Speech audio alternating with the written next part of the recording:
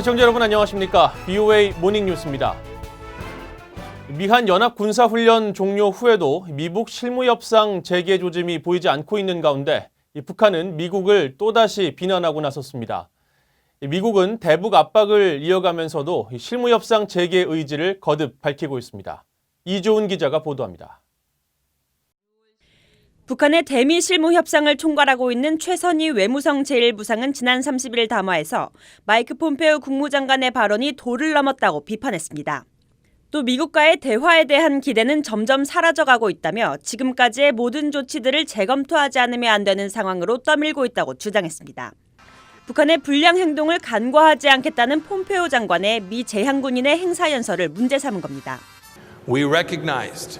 We recognized that North Korea's rogue behavior could not be ignored. Those are at the center. 앞서 북한은 지난달 23일에도 리용호 외무상의 담화를 통해 폼페오 장관을 향해 미국 외교의 독초라고 비난했습니다. 폼페오 장관이 언론 인터뷰에서 비핵화에 실패할 경우 북한에 역사상 가장 강력한 제재를 유지할 것이라고 한 데 대한 반박이었습니다. 대미 협상 라인의 핵심 인물들이 연이어 폼페오 장관을 직접 겨냥하고 나선 겁니다. 이런 가운데 미 재무부는 지난달 30일 북한의 불법 환적에 연루된 타이완인과 회사 등을 추가 제재 대상에 올렸습니다. 재무부는 기존 제재에 대한 이행 차원이라고 설명했는데 국무부의 미국인 북한 여행 금지 연장 조치에 이어 북한의 협상 복귀를 압박하는 차원이라는 해석도 나왔습니다. 앞서 트럼프 대통령은 김정은 위원장이 미한 연합훈련 이후 협상 복귀 의사를 전해왔다고 밝혔지만 협상 재개와 관련한 행동은 보이지 않고 있습니다. 연합훈련 종료 시점인 지난달 20일 한국을 찾은 스티븐 비건 대북특별대표는 방한 기간을 하루 연장했지만 북한과의 접촉은 확인되지 않았습니다. 미 국무부 관계자는 언론을 통해 북한의 최근 비난 공세에 대해 미국은 북한 측으로부터 답을 듣는 대로 협상할 준비가 돼 있다는 원칙을 거듭 밝혔습니다. BOA 뉴스 이조은입니다.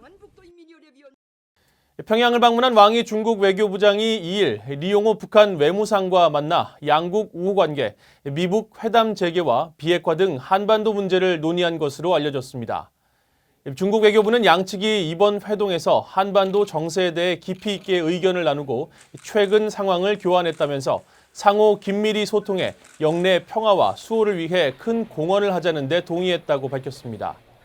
왕 부장은 특히 북한이 새로운 전략 노선을 시행해 경제, 사회 등 각 분야에서 새로운 진전이 이루어지고 있다면서 새로운 기점에선 북중 관계는 더욱 왕성한 생명력을 보이며 더 밝은 미래를 맞을 것으로 믿는다고 말한 것으로 전해졌습니다.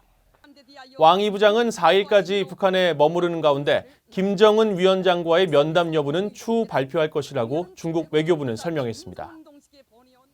북한에 대한 외국인의 직접 투자 누계 규모가 40억 달러 수준밖에 되지 않는데 이는 북한이 외국 투자 주체와의 계약을 제대로 지키지 않기 때문이라는 지적이 나왔습니다.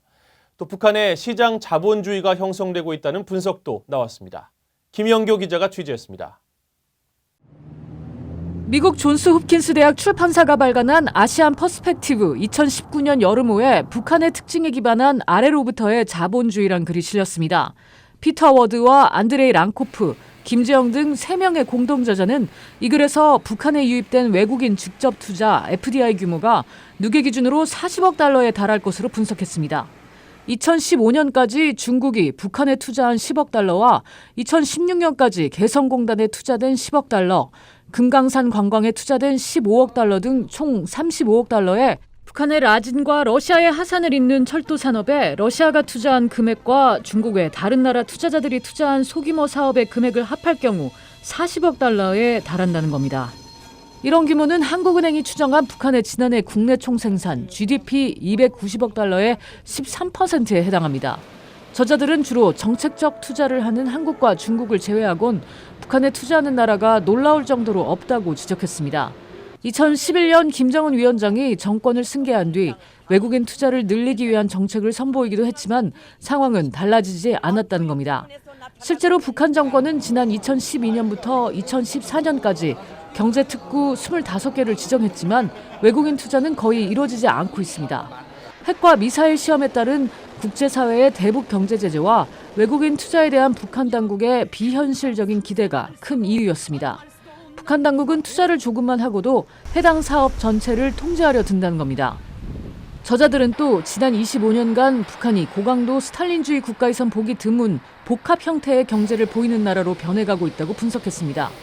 공식적인 사유화는 아직 일어나지 않았고 형식상 모든 생산물의 소유권은 국가에 기속되지만 북한은 더 이상 기존의 계획경제 국가가 아니라는 겁니다. 자본주의 국가처럼 생산물과 노동력, 자본 등이 유통되는 시장의 역할이 자원 분배와 소비 그리고 계층 형성에 큰 역할을 하고 있다는 겁니다. BOA 뉴스 김현경입니다. 싱가포르 정부가 자국민들에게 가급적 불필요한 북한 여행을 삼갈 것을 권고했습니다.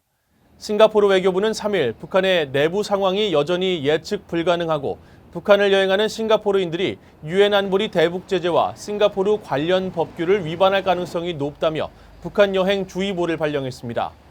이번 북한 여행 주의보 발령은 싱가포르에 본부를 둔 일부 관광 사업자들이 여전히 북한 여행 상품을 판매하고 있는 데 따른 것으로 싱가포르 외교부는 앞으로 싱가포르인이 북한을 여행하다 문제가 발생할 경우 영사적인 도움을 받을 수 없을 것이라고 경고했습니다. 싱가포르인들의 북한 관광은 지난해 6월 싱가포르 미북 정상회담 이후 급증하면서 최근까지도 관련 수요가 있는 것으로 알려졌습니다. 미국의 우주전투를 지휘할 사령부가 지난주 공식 출범했습니다. 전문가들은 우주사령부가 17년 만에 부활하면서 북한의 위성 전파 공작에 대한 대처, 특히 레이저를 사용한 탄도미사일 방어 전략에 큰 변화가 예상된다고 전망했습니다. 김동현 기자가 취재했습니다. 우주사령부 출범식에 참석한 도널드 트럼프 대통령은 적들이 인공위성을 공격하는 첨단 무기를 지속적으로 개발하고 있다면서 미국의 강력한 우주 패권을 강조했습니다. SpaceCom will ensure that America's dominance in space is never questioned and never threatened. 전문가들은 미 우주사령부가 향후 미사일 방어 전략의 핵심 축을 담당할 것으로 예상했습니다. 특히 러시아, 중국과의 우주전 외에도 대북 억지력 전략에도 획기적인 변화를 가져올 것으로 전망했습니다.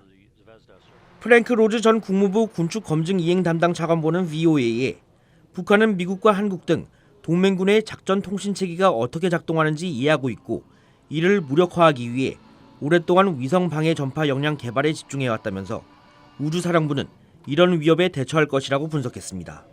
Space Command will do is it will allow us to better develop techniques, doctrine, tactics, and procedures. So to make us more effective in dealing with the threat from potential anti-satellite weapons. 헨리 오베링 전 국방부 미사일 방어국장은 최근 워싱턴에서 열린 세미나에 참석해 우주군과 사령부를 창설을 계기로 우주에서 직접 레이저를 발사해 탄도미사일을 요격할 수 있는 메가와트급 출력의 지향성 에너지 무기 체계가 5에서 10년 안에 상용 배치될 것이라고 전망했습니다. Today, we're reaching the point where we can generate a megawatt of power in a size, weight, and volume that's capable of being put on either a high-altitude platform or a space-based platform. 메가와트급 에너지 무기 체계 상용 배치가 현실화되면 사거리가 제한되는 공중 레이저 요격기보다 빠른 미사일 발사 초기 또는 중간 단계 요격이 가능할 것이라는 설명입니다. VOA 뉴스 김동윤입니다.